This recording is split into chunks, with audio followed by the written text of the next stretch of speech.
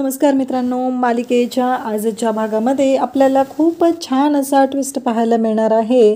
तर लीला आणि एजे यांच्यामध्ये संवाद सुरू असतो। लीला ही एजेंना मेसेज पाठवत असते हाय म्हणून, कारण लीलाला एजंटसोबत बोलायचं असतं, पण कॉल करू का नको हा तिचा प्रश्न असतो। मग ती म्हणते की ते कामात जर असतील तर खूप प्रॉब्लेम होईल, ते कामामध्ये खूप परफेक्ट आहेत असं लीलाचं म्हणणं असतं। मग लीला म्हणते की हाय म्हणून मेसेज टाकूया। मग लीला एजेंना हाय म्हणून मेसेज टाकते आणि त्याच्या पुढे एक स्माइली टाकते। मग इकडे एजे पण लीलाला हाय म्हणून मेसेज टाकतात आणि तेही त्याच्या पुढे कोणता स्माइली टाकू हा विचार करत असतात। त्यांची मीटिंग चालू असते आणि मीटिंगमध्येच त्यांचं हे चाललेलं असतं आणि तेवढ्यातच विश्वा त्यांना म्हणतो की जरा सर हे बघा असं म्हणत विश्वाने तिथे सरांना बोलवलेलं असतं आणि त्याचबरोबर विश्वा तिथं बोलत असतो आणि सरांकडून मग एजंटकडून चुकून तिथे किसचा स्माइली पाठवला जातो आणि मग सगळ्यांनाच तिथे लीलाला धक्का बसलेला असतो। लीला विचार करत असते एजंटनी मला पप्पी पाठवली आहे। लीलासाठी हा खूप आनंदाचा क्षण असतो। लीला मस्त एन्जॉय करत असते कारण एजंटनी फर्स्ट टाईम पप्पी पाठवलेली असते आणि लीला जाम खुश झालेली असते। त्यावेळेस लीला म्हणत असते की हे काय आहे सगळं, कारण एजेंटनी मला पप्पी पाठवली आहे। लीला त्यात धुंदीत असते आणि तेवढ्यात एजे येतात आणि लीलाच्या गालावरती किस करतात। लीला जाम खुश झालेली असते। लीला म्हणत असते की हे सगळं काय आहे, एजेंटनी मला पप्पी दिलेली आहे या गोष्टीचा तिला खूप आनंद झालेला असतो। ती लाजत असते, परंतु हे तिला पडलेलं स्वप्न असतं। त्याचबरोबर इकडे लीला खुश तर झालेली असते, एजे मात्र टेन्शनमध्ये असतात। त्यांच्या लक्षात येतं की त्यांनी लीलाला चुकून पप्पी पाठवलेली आहे आणि ते टेन्शनमध्ये येतात। मीटिंगमध्ये काय चालू आहे हे एजेंटच्या लक्षात येत नाही। त्यानंतर एजे विश्वाला बोलवतात आणि विश्वाला म्हणतात मीटिंग थोड्या वेळासाठी पोस्टपोन कर। मग मीटिंग पोस्टपोन केली जाते। इकडे एजंटना प्रश्न पडलेला असतो की हे सगळं काय आहे, काय होणार आहे ह्या सगळ्यामुळं, मी लीलाला असा मेसेज कसा पाठवला। लीलाने तर इकडे त्या मेसेजचा स्क्रीनशॉट काढून ठेवलेला असतो आणि लीला विचार करत असते की काहीही झालं तरीही एक महत्त्वाची गोष्ट आहे ती म्हणजे आपण स्क्रीनशॉट काढायलाच पाहिजे। चुकून एजंटनी मेसेज डिलीट केला तर हे सगळं सुरू असतं आणि त्याचबरोबर इकडे लीला त्या मेसेजचा स्क्रीनशॉट काढून ठेवते आणि एजे मात्र इकडे विचार करत असतात। विश्वा म्हणत असतो की स्माइली पाठवलं आहे म्हणजे तुम्ही नक्कीच तसलाच पाठवणार असणारे रागाचा स्माइली। इकडे लीला मात्र खुश झालेली असते, ती बाहेर निघालेली असते। तेवढ्यातच दुर्गा तिथे येते आणि दुर्गा म्हणत असते की लीलाही लग्नाची तयारी कुठपर्यंत आली, म्हणजे विचार करा कसं आहे लग्न हे आपल्या घराण्याला साजेसं असं झालं पाहिजे, हे सगळं बोलणं सुरू असतं। तेव्हा ती म्हणत असते की कसं आहे काही झालं तरीही त्या लग्नाचं हे सगळं व्यवस्थितच झालं पाहिजे। लीला म्हणते की काही गोष्टी एजंटशी बोलायच्या आहेत, त्यानंतर होतील क्लिअर आणि सुरू होईल आणि साजेसंच असं लग्न होईल असं लीलाने सांगितलेलं असतं।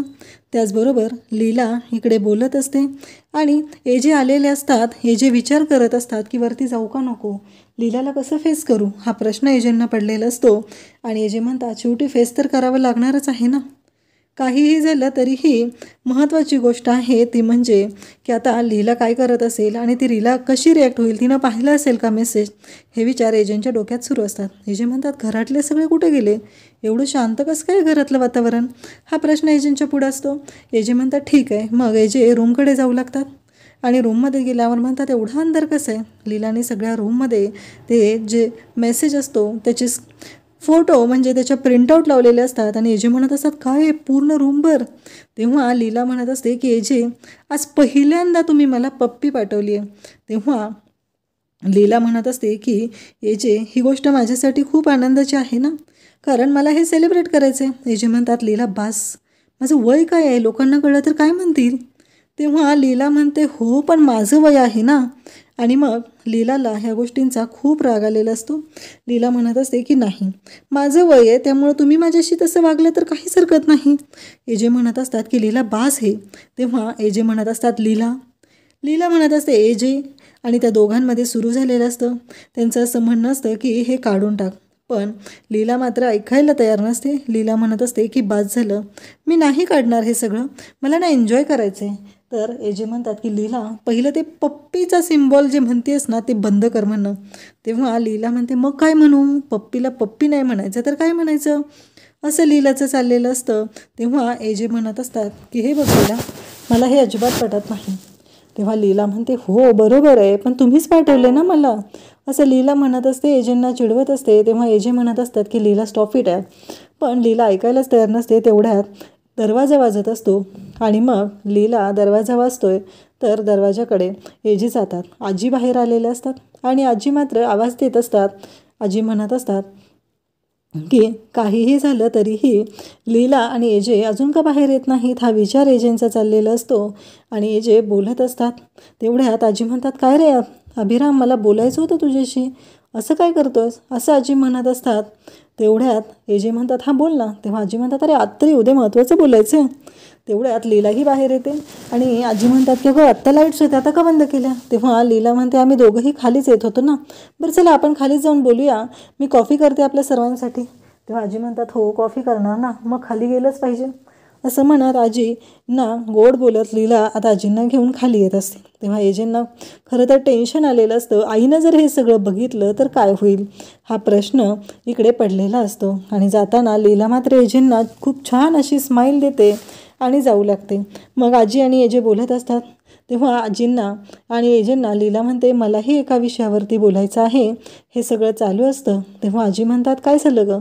तेव्हा लीला म्हणत असते की असं रेऊला आणि त्याचबरोबर इकडे यशला वाटायला नको की आपण त्यांचं लग्न खूपच साध्या पद्धतीनं करतोय. कारण काहीही झालं तरी त्यांचं लग्न हे कसं हवं आहे हे त्यांना आपण विचारायला हवं आहे ना. त्या दिवशी आपण कोणाचा कसलाच विचार न करता आपण ठरवून टाकलं ना की हे लग्न अशा पद्धतीनं करूया, असं लीला म्हणत असते. तेव्हा एजे म्हणत असतात की तशी काहीच गरज नाही आहे, लग्न हे खूपच चांगल्या पद्धतीनं होणार आहे. हे सगळं चालू असतं. आणि त्याचबरोबर इकडे पाहायला मिळतं की आता लीला फोनवर बोलत रेऊशी बाहेर आलेली असते. आणि त्याचवेळी घडतं मात्र वेगळंच. ते म्हणजे तिथं आलेला असतो तो म्हणजे मन्या. लीला म्हणत असते तू आत कसा आलास मन्या. तेव्हा मन्या म्हणत असतो तुला माहीत नाही आहे का, लहानपणापासून माझी सवय आहे, मी कुठूनही उड्या मारून कसाही येऊ शकतो, तुला माहीत नाही आहे का, असं तो बोलत असतो. आणि तेव्हा मात्र इकडे लीलाला खूप राग आलेला असतो. लीला म्हणत असते बाद झालं, तुलाही माहिती आहे की हे काय आहे सगळं आणि तुझं हे जे काही नाटक चाललंय ना हे बंद कर पहिलं, असं लीला मन्याला बोलत असते.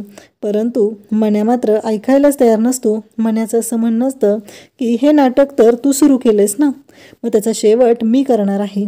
तेव्हा लीला म्हणत असते तुला माहीत नाही आहे माझे हजबंड कोण आहेत ते, त्यांना जर हे कळलं तर तुझी वाट लागल्याशिवाय राहणार नाही, असं लीला बोलत असते. मन्या म्हणत असतो ठीक आहे चल. खरं तर तो विक्रांत असतो आणि तो म्हणत असतो की चल सांगूया त्यांना, कळू दे. तेव्हा लीलाला टेन्शन येतं. लीला म्हणते जर मी आता हे सगळं एजेंना सांगितलं तर एजे माझ्यावर पुन्हा आयुष्यात कधीच विश्वास ठेवणार नाहीत, ही खूप मोठी गोष्ट घडेल, त्यामुळं मला आता शांत राहावंच लागणार आहे. आता लीला किती दिवस शांत राहणार, जेव्हा एजेंना ही गोष्ट कळेल तेव्हा काय होईल. हे तर लीलाला विक्रांत इथं फसवत आहे आणि आता विक्रांतची कशी वाट लागणार तेही आपल्याला पाहायला मिळेल. अशाच अपडेटसाठी चॅनलला सबस्क्राईब करा. थँक्यू.